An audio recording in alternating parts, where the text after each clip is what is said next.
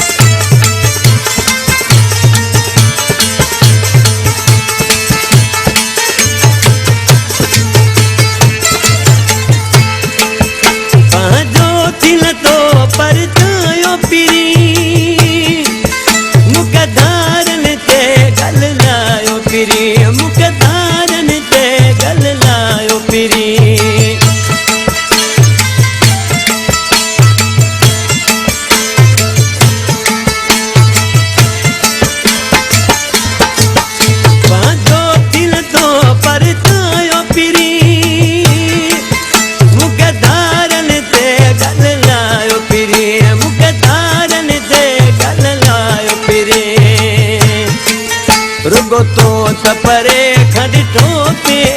सॼो राज मुझे लरुनो पे पर बेक़दरा दुख तो खेल दो तो त ईअं चयो त चङो जोयो तो त ईअं चयो पे चङो जो सॼो गोठ जॾहिं मूं छॾियो पे सॼो राज मुझे लरुनो पे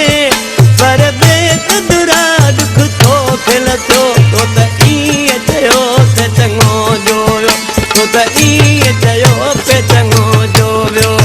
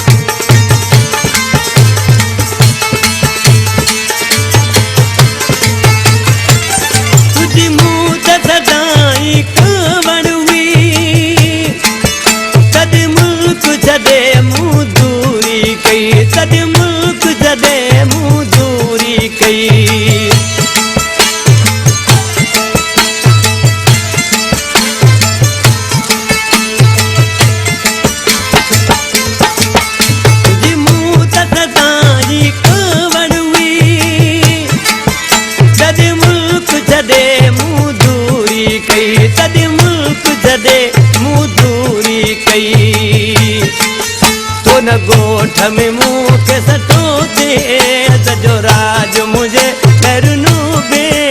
पर बेक़दरा दुख तो खेल थो तो त ईअं चयो पे चङो जोयो तो त ईअं चयो पे चङो जो सॼो गोठ जॾहिं मूं छॾियो पे सॼो राज मुझे लरुनो बे पर बेक़दरा दुख तो खेल थो तो त ईअं चयो पे चङो जोयो तो त ईअं चयो त चङो जोयो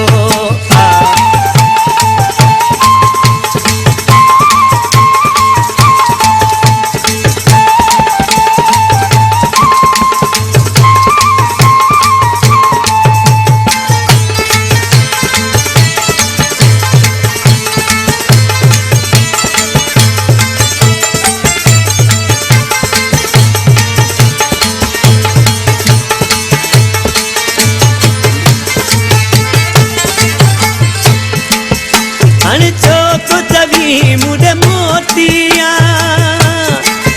सतानी मजीद सकई न वफा सतानी मजीद सकई न वफा